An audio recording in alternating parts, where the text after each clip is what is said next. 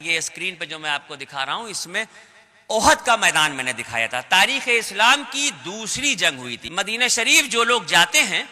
وہ جب زیارت کے لیے نکلتے ہیں، دیکھیے احد کا پہاڑ میں نے دو طرح سے آپ کو دکھایا ہے۔ ایک تو صرف میں نے پہاڑ دکھایا ہے جس جگہ پر جنگ ہوئی تھی۔ جب آپ زیارتوں کے لیے نکلتے ہیں اور ڈرائیور گاڑی والا آپ کو لے کے جاتا ہے تو وہ یہاں پہنچنے کے بعد کہتا ہے کہ یہ میدان احد ہے، یہاں پر 72 صحابہ اکرام تاریخ اسلام کی دوسری جنگ میں شہید ہوئے تھے، فاتحہ پڑھ کے چلے آئیے۔ جن کو یاد ہے وہ ہاتھ اٹھا کے پڑھ دیتے ہیں، جنہیں نہیں یاد ہے وہ رسمن ادا کرنے کے لیے ایسے کھڑے ہوتے ہیں۔ لیکن چند لمحوں کے بعد جب وہ اس جگہ سے واپس گھومتے ہیں تو مختلف قسم کی دکانیں لگی ہیں، کوئی اجوا کھجور کا ریٹ پوچھنے لگتا ہے، کوئی ٹوپی کا ریٹ پوچھتا ہے، کوئی تسبیح کا ریٹ پوچھتا ہے۔ میں کہتا ہوں دنیا پڑی ہوئی ہے خریداری کرنے کے لیے،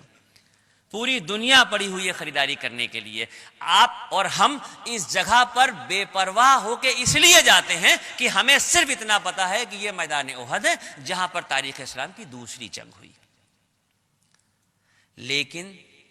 یہ تاریخ کی وہ جگہ ہے کہ آپ صلی اللہ علیہ وسلم کی پوری زندگی میں یہ ایک ایسی جنگ تھی کہ جس میں آپ صلی اللہ علیہ وسلم کے دندان مبارک شہید ہوئے تھے۔ یہ وہ جگہ تھی کہ جہاں پر آپ کے چہیتے چچا حضرت امیر حمزہ رضی اللہ تعالیٰ عنہ جب شہید ہوئے ہیں تو ابو سفیان جو مشرکین مکہ کا سردار تھا، اس کی بیوی ہندہ نے خنجر نکال کے ان کے کلیجے کو چاک کیا ہے اور کچا کلیجہ چبایا ہے۔ یہاں کا لڑائی کا وہ، یہاں پر ایک بہت اہم بات آپ کو بتا دوں، یہ جو آپ سامنے پہاڑ دیکھ رہے ہیں، احد کا پہاڑ دیکھ رہے ہیں، احد کے پہاڑ کے سامنے ایک چھوٹا سا پہاڑ ہے۔ 94 میں جب میں پہلی بار گیا تھا تب تو وہ واقعی بڑا تھا، تو تھوڑا ریتیلا پہاڑ ہے، لوگوں نے چڑھ چڑھ کے اس کو ختم کر دیا، وہ آدھا رہ گیا ہے۔ اس پہاڑ پہ اکثر لوگ چڑھ جاتے ہیں۔ اس کی تاریخ کیا ہے میں آپ کو بتا دوں۔ اللہ کے نبی جب میدان جنگ میں تشریف لائے ہیں، جنگ کی شروعات ہوئی ہے، تو آپ صلی اللہ علیہ وسلم صرف ہمارے آقا اور رسول ہی نہیں تھے، دنیا کے ہر شعبے میں آپ کو مہارت حاصل تھی۔ جنگ لڑنے کی بھی اسٹریٹجی تیار کرتے تھے کہ کدھر سے جنگ لڑنا ہے، کدھر سے کیا کرنا ہے۔ آپ صلی اللہ علیہ وسلم صحابہ اکرام کو جمع کرتے ہیں، ایک بار میدان جنگ کا پورا نظارہ دیکھتے ہیں، اور اس کے بعد ایک صحابی جن سے کہتے ہیں کہ اپنے ساتھ 50 تیر اندازوں کو لے کے اس پہاڑی پہ کھڑے ہو جاؤ۔ یہ واقعہ بتانا ضروری اس لیے ہے کہ 50 تیر اندازوں کے ساتھ صحابہ اکرام کو ایک پہاڑی پہ کھڑا کیا جاتا ہے، اور اللہ کے نبی ارشاد فرماتے ہیں کہ سنو غور سے، دوران جنگ جب نیچے جنگ ہو رہی ہوگی، ہم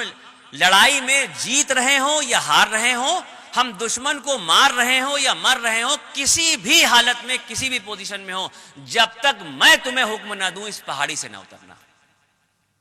اللہ کے نبی فرماتے ہیں کہ جب تک میں تمہیں حکم نہ دوں اس پہاڑی سے نہ اترنا۔ نیچے میدان جنگ میں جنگ شروع ہوتی ہے، چند لمحوں کے اندر یہ عالم ہوتا ہے کہ دشمن منہ پھیر کے بھاگ رہا ہے، مسلمان دشمن کو اس کی صفوں سے بھی آگے ڈھکیل دیتے ہیں، اور تقریباً یہ طے ہو جاتا ہے کہ مسلمانوں کو اس جنگ میں پھر سے فتح حاصل ہوئی۔ یہ عالم تھا کہ میدان جنگ میں تمام کے تمام صحابی جو لڑ رہے تھے، کچھ ایک طرف بیٹھے تھے، کچھ ایک طرف بات کر رہے تھے، کچھ اللہ کے نبی کے ساتھ تھے، اور وہ صحابی جو اوپر پہاڑی پہ کھڑے کیے گئے تھے انہوں نے آپس میں مشورہ کیا، بھائی جنگ تو ختم ہو گئی ہے، اب ہم یہاں کھڑے ہو کے کیا کریں گے، چلو ہم نیچے چلتے ہیں۔ ان میں سے 2 یا 3 صحابی ایسے تھے جنہوں نے کہا کہ اللہ کے نبی کا حکم تھا کہ جب تک میں تمہیں نہ کہوں یہاں سے نہ اترنا، لہٰذا ہم اس پہاڑ سے نیچے نہیں اتریں گے۔ لیکن باقی کے صحابہ اکرام کا یہ کہنا تھا کہ جنگ کے جاری رہنے تک کے لیے یہ بات کہی تھی، اب تو جنگ ختم ہو گئی، اب ہمیں یہاں کھڑے ہونے سے کیا فائدہ، اور وہ اللہ کے نبی کی نافرمانی کرتے ہوئے پہاڑ سے نیچے اتر جاتے ہیں۔ آج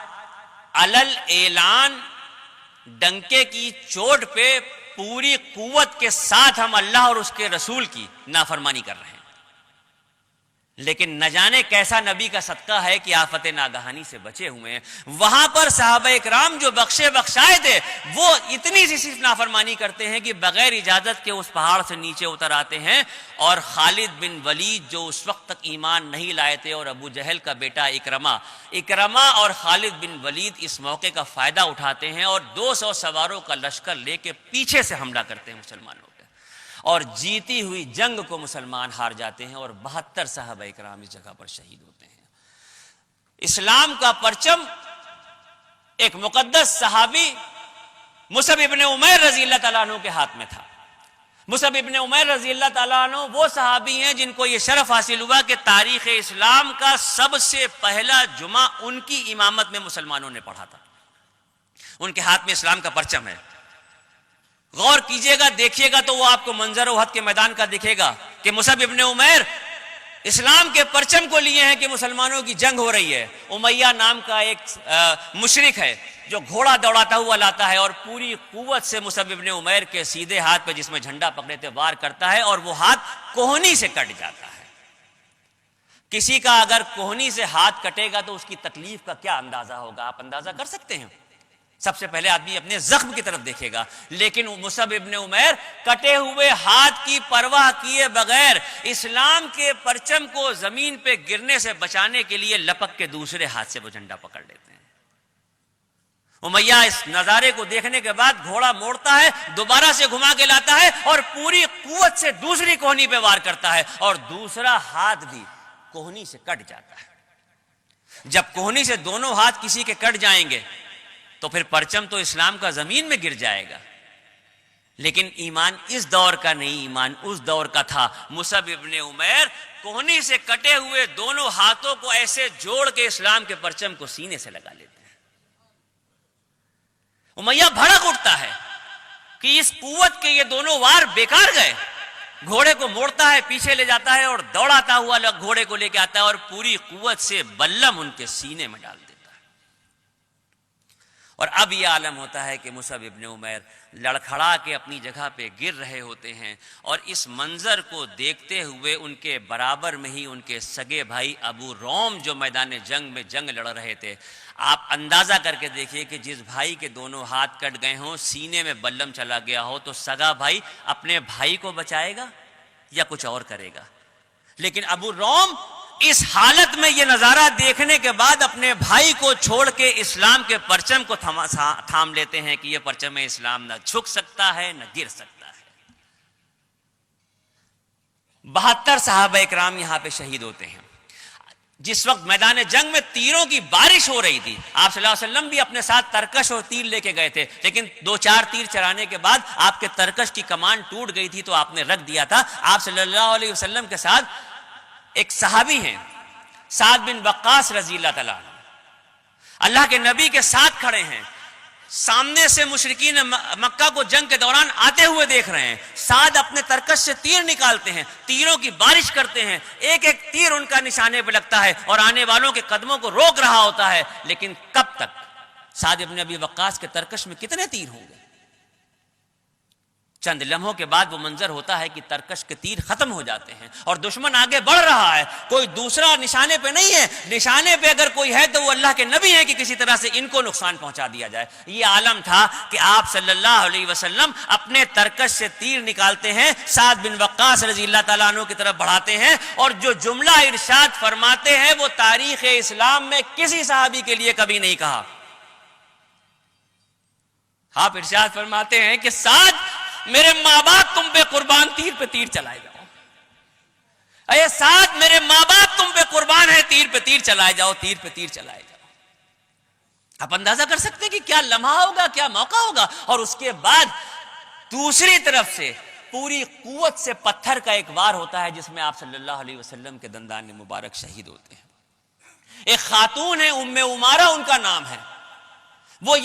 میدان جنگ میں زخمیوں کو پانی پلانے کا کام کر رہی تھی۔ انہوں نے دیکھا کہ اللہ کے نبی پہ اس طریقے کا حملہ ہو رہا ہے اور میں زخمیوں کو پانی پلا رہی ہوں، تلوار لے کے میدان جنگ میں کود گئی اور تاریخ سے پتہ چلتا ہے کہ 40 زخم ان کی پیٹھ پہ آئے ہیں اور اس کے بعد وہ وہیں پر شہید ہو جاتی ہیں۔ ایک خاتون اللہ کے نبی کو بچانے کے لیے اس طریقے سے میدان احد میں آئی ہیں۔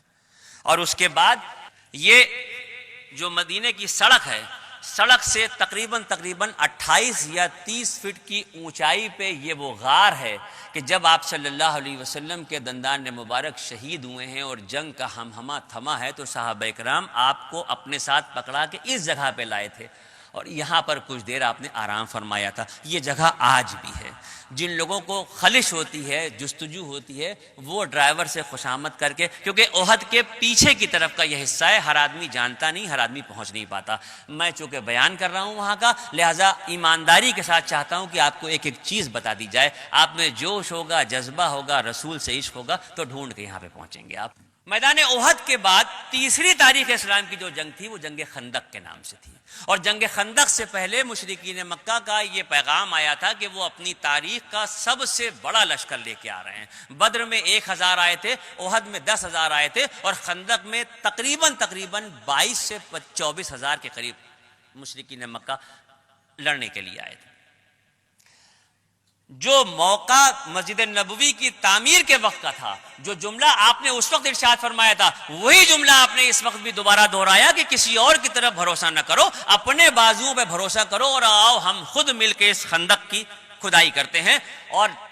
20 میل لمبی 10 میٹر گہری خندق کھودی گئی اس جگہ پر جہاں پر آپ یہ نظارہ دیکھ رہے ہیں. آج اس جگہ پر اس مسجد کی تعمیر کر دی گئی ہے، کیونکہ اس زمانے میں اس خندق کو کھودنے کے لیے آپ صلی اللہ علیہ وسلم نے الگ الگ 7 ٹکڑیاں بنا دی تھیں. ایک حضرت ابو بکر کی تھی، ایک حضرت عثمان کی تھی، ایک حضرت علی کی تھی، اس طرح سے تھی. تو وہ جنگ کے بعد ان کے نام سے چھوٹی چھوٹی 7 مسجدیں وہاں پہ بنا دی گئی تھیں. مسجد سباتین کہلاتی ہیں، لیکن چونکہ بہت بوسیدہ ہو گئی تھی تو اس جگہ پہ یہ ایک بڑی سی مسجد بنا دی گئی ہے. آپ یہاں بھی جائیے گا، یہاں بھی نماز پڑھیے گا، لیکن یہاں کی ایک بات آپ کو ضرور بتا دیے جائیں، نمازوں کا فرض جس دن اللہ رب العزت کی طرف سے ہوا تھا، اس دن سے لے کے اور دنیا سے پردہ فرمانے تک آپ صلی اللہ علیہ وسلم کی کوئی نماز قضا نہیں ہوئی. لیکن چونکہ آپ کو اللہ رب العزت نے نمونہ کامل بنا کے دنیا میں بھیجا تھا، لہذا امت کی اصلاح کے لیے کوئی بھی لمحہ ایسا نہیں ہے جس کا تعلق آپ کی زندگی سے نہ ملتا ہو. آج اگر ہم قضا کر کے نماز پڑھتے ہیں تو اگر ہمیں یہ پتہ ہی نہ ہوتا کہ نماز اگر قضا ہو جائے تو کیسے پڑھیں، تو ہم کیسے نماز پڑھتے. جنگ خندق کا موقع تھا، آخری دن جنگ خندق میں لڑائی کا یہ عالم تھا کہ دشمن ہر طرف سے مسلمانوں کے اوپر حاوی ہو چکا تھا. اس طریقے سے تیر چل رہے تھے جیسے بوندیں برس رہی ہوں، اس طریقے سے تلواریں چمک رہی تھیں جیسے بجلی کون رہی ہو. اور یہ موقع تھا، اس زمانے میں جنگ کے دوران ہوتا یہ تھا کہ آگے مسلمان جنگ لڑ رہے ہوتے تھے، اور جب نماز کا وقت ہوتا تھا تو پیچھے کے مسلمان 1 رکعت کی نماز پڑھتے تھے، اور نماز پڑھنے کے بعد وہ جنگ کے دوران ہی شفل ہو جاتے تھے، پیچھے والے آگے ہو جاتے تھے، آگے والے پیچھے ہو جاتے تھے، اور نماز جنگ کے دوران بھی قضا نہیں ہوتی تھی.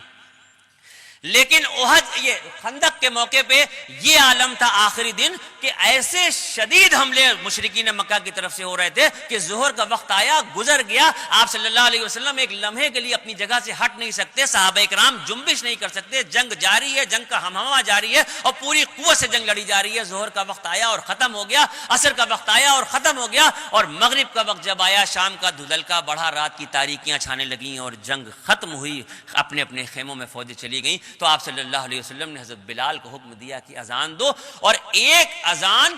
اور جدا جدا اقامتوں کے ساتھ چھوٹی ہوئی نمازیں آپ صلی اللہ علیہ وسلم نے پڑھی، اور یوں امت مسلمہ کو بتا دیا کہ اگر کسی عذر معقول کی وجہ سے تمہاری نمازیں چھوٹ جائیں تو تم چھوٹی ہوئی نمازوں کو اس طرح سے پڑھ لو.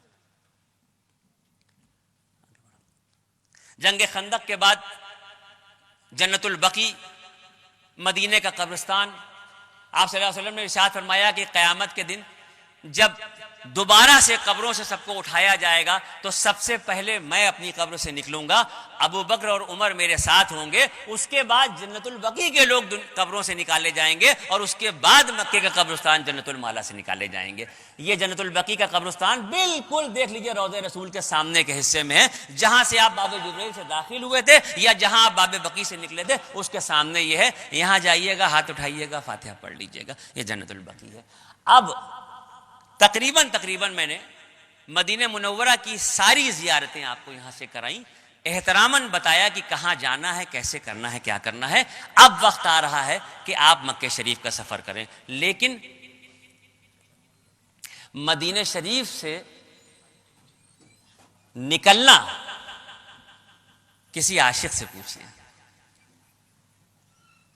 مدینہ شریف سے واپس آنا کسی عاشق رسول سے پوچھئے، یوں دل کی کیفیت ہوتی ہے کہ جیسے جسم سے روح نکل رہی ہو۔ نگاہ گنبد خضرا کے گرد پھرتی تھی، نگاہ گنبد خضرا کے گرد پھرتی تھی، میں دل کو تھام کے رخصت ہوا مدینے سے۔ لکھنؤ کے ایک شاعر ہیں حمید صاحب، انہوں نے بڑا پیارا ایک شعر کہا ہے کہ حمید جان نکلتی ہے آہ سینے سے، تیرے فدائی نکلتے ہیں جب مدینے سے۔ میں اس لمحے کو بہت بھاری سمجھتا ہوں جب مدینے پاک سے ہندوستان واپسی ہو رہی ہو۔ پھر قدموں کو اٹھانا آسان نہیں ہوتا، لیکن آپ کی خوش نصیبی یہ ہے کہ چونکہ آپ